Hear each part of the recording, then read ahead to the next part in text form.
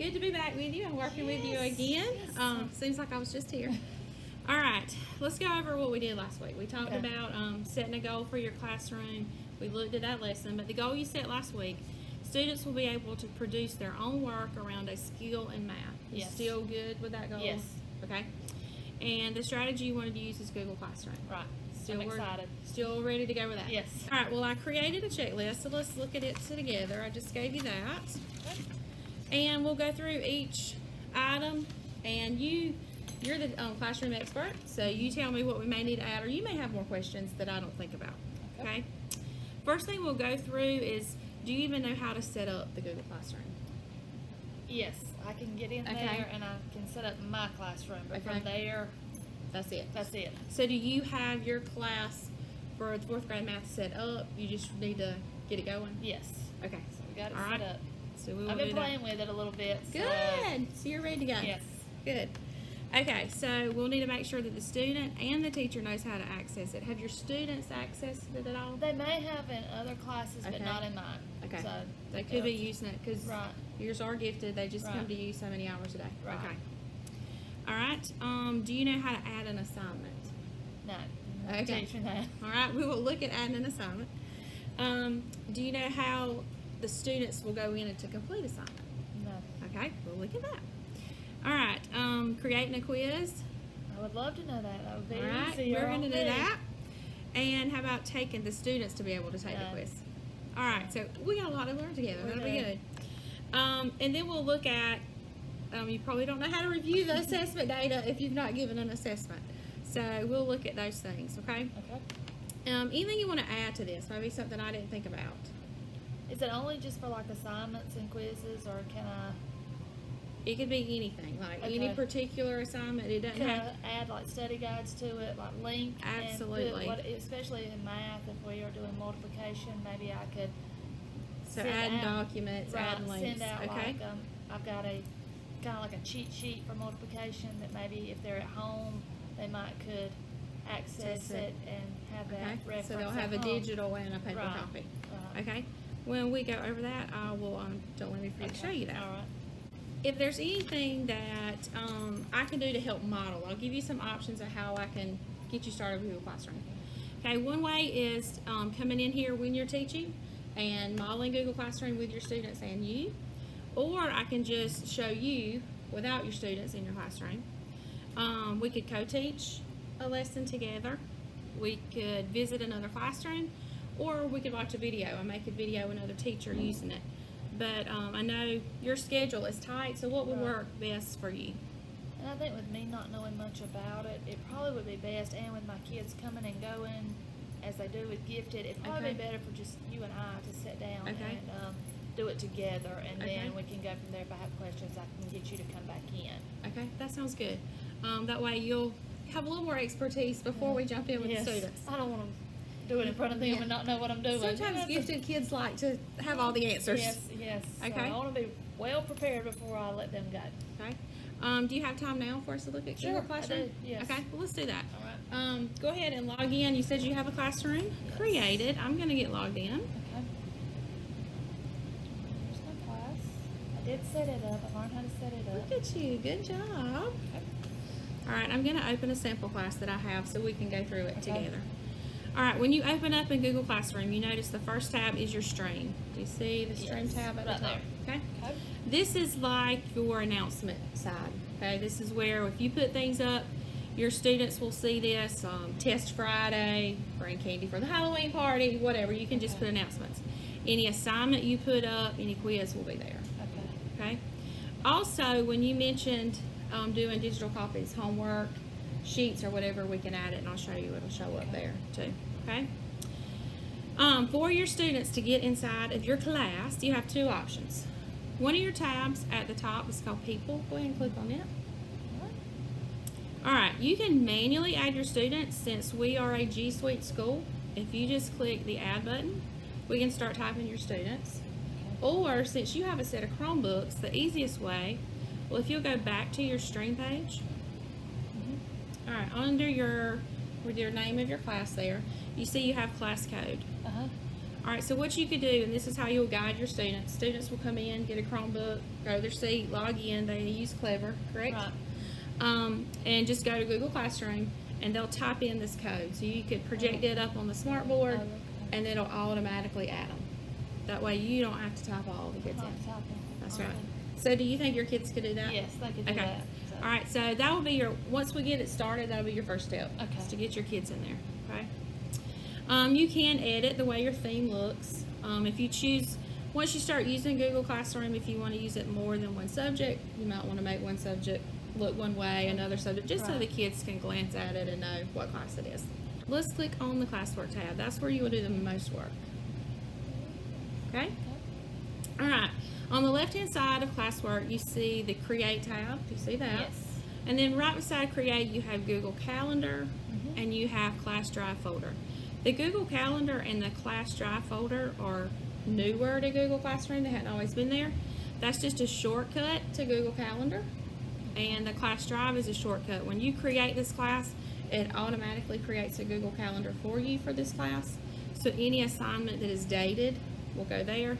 And the same thing for the Class Drive folder. Any assignment you create will go in that class folder. So if you ever need to know where they're at, that's where they're at. Let's click on the Create button. Okay. All right.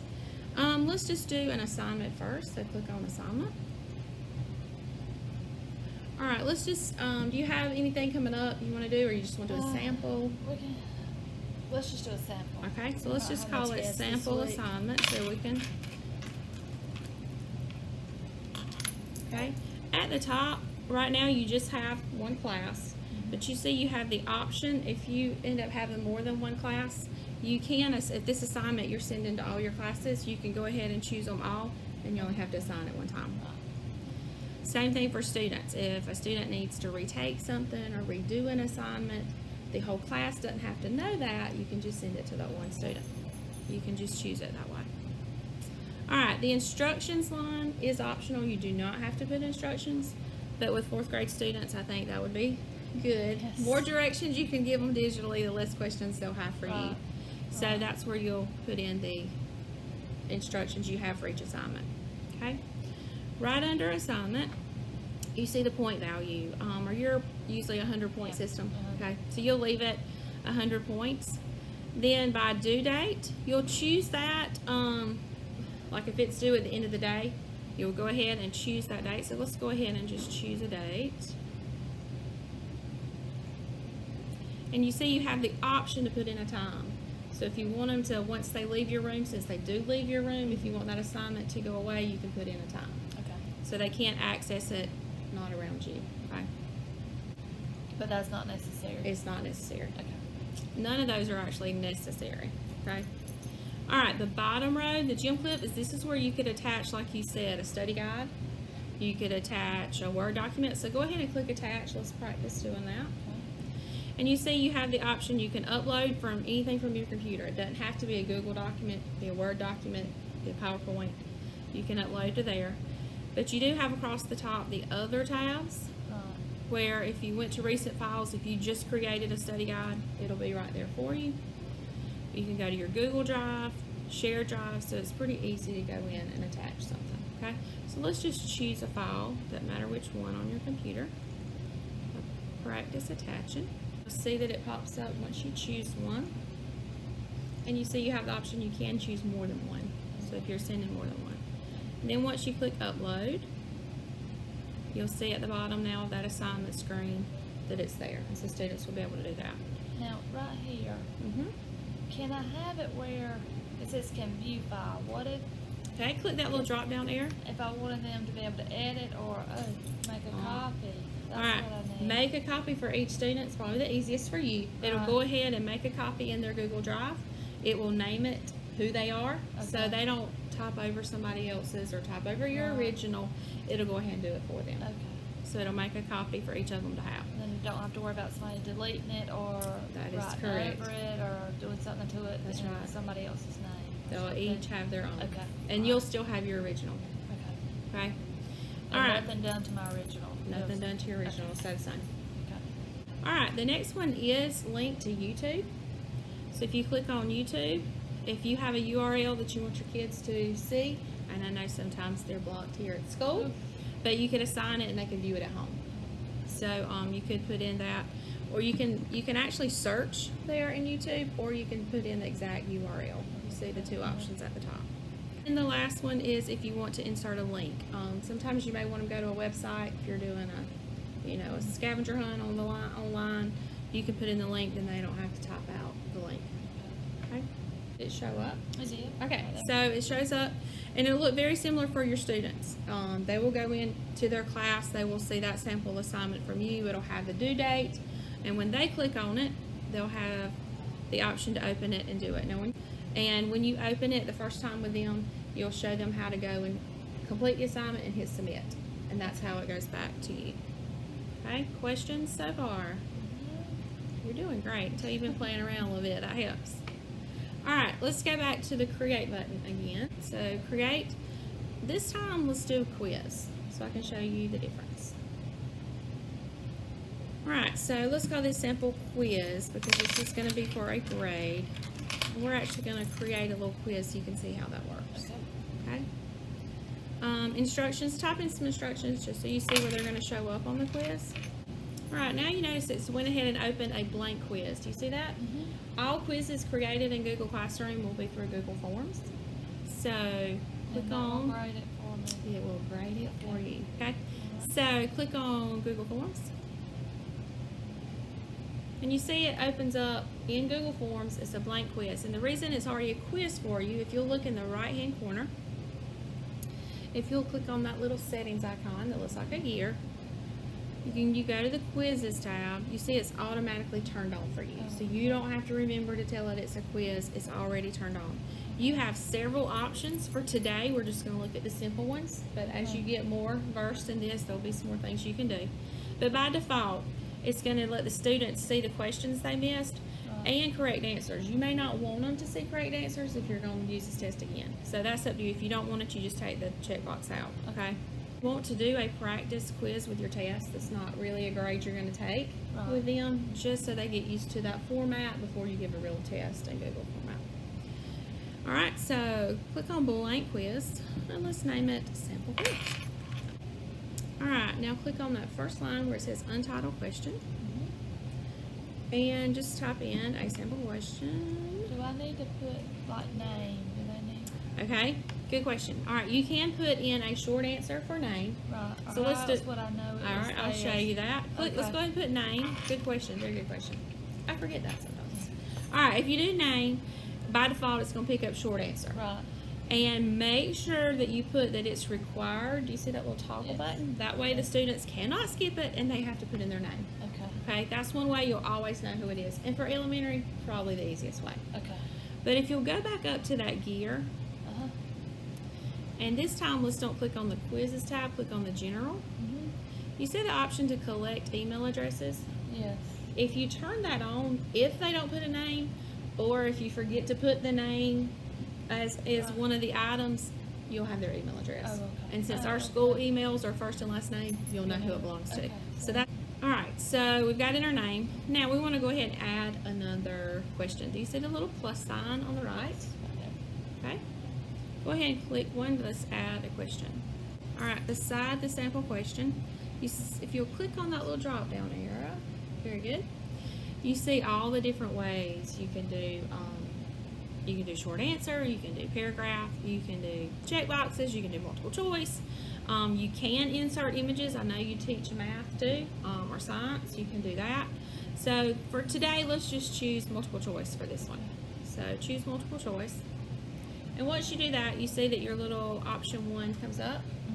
Okay, so could I, if they have paper, pencil, could I just put like ABC? Yes, you can. If you give them like a reading comprehension test, or a and math test and it's multiple choice, can I just put ABCD? yes, that's a great idea. And they can use it like an answer key. Okay. So it's still grade it, but then they still would have paper in front of them. Okay. Especially with math if they've got to work something out. Okay. I didn't know if I had to put the You do not. choices. You can just put A, B, C, or D. Alright, so once you put in your options, if you accidentally put in too many options, you see if you hover over it, you get the little X on the right hand corner. You can just delete it. You also see when you hover over the little image icon, so if you do want to put an image as an option, you can. But down at the bottom where you see a blue link that says answer key, this is very important. Click on the answer key and you have to tell it the right answer. Otherwise, it's not going to know how to grade it. Okay, so choose whatever it would be. And then you also need to make sure the point value. So if every question is going to be worth the same, that'll be easy. Some of them may be weighted, they may be more, but you can't edit every question. What about the name one? Is there a point? There will not be a point value for that one, but we did mark it as required, so they can't skip it. All right. Okay. To go back to create questions, you just click Edit Question again. Okay. Also, on the side where we're adding the questions, you can add as many questions as you need to. Okay. You have several options there. You can import questions if you want to copy and paste over. You can change your title. You can insert a video or pictures that they would have to look at and you ask questions over. A lot of options. Alright, now go back to the top and you see the little eyeball beside the gear. Alright, click on it. This is the way it looks to the student. So when you give a quiz, this is what it's going to look. You see how it has name with a little red asterisk. They can't skip it. Each question will be in there, and this is a great way to proof it before you send it to them. This is how they're going to see it. And then you see what the blue submit button looks like, so you can show them also that they have to hit submit or you're not going to get their results. Okay? All right, to go back. Yes. You have questions? I don't know yet. I have to play with it. All right, click on your pencil to go back. And that's our responses. That's where I will see. That is where, once they submit, go ahead and click on that response tab. You see you have a little icon at the top that's for the Google Sheets.